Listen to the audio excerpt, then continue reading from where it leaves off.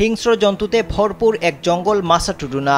সেই জঙ্গলে হারিয়ে যায় ৮ বছরের এক শিশু। তার নাম টিনুতেন্ডা পুডু।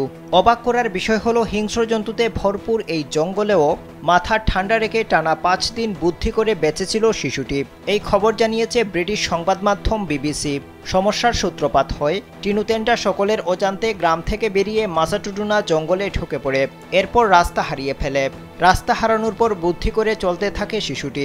খাবারের জন্য ফলের গাছ খুঁজে বের করে এবং সেখান থেকে ফল পেড়ে খায়। পানি পান করে মাটির গর্ত থেকে।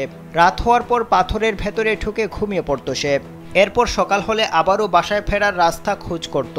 এভাবে বনের ভেতরে ৫ দিন কেটেছে তার। উত্তর জিম্বাবুয়ের নেমিনিয়ামি সম্প্রদায়ের টিনুতেন্ডা পুডু তার বাড়ি থেকে ৪৯ কিলোমিটার দূর পর্যন্ত চলে গিয়েছিল। এদিকে শিশুটিকে খুঁজে বের করতে তল্লাশি শুরু করে স্থানীয়রা। তারা প্রতিদিন ড্রাম বাজিয়ে তার সন্ধান চালাতে থাকে। শিশুটিকে উদ্ধারে বনকর্মীরাও তৎপরতা শুরু করেন।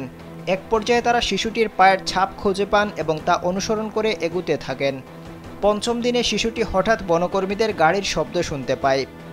এরপর সে গাড়ির শব্দ অনুমান করে সামনে এগুতে থাকে।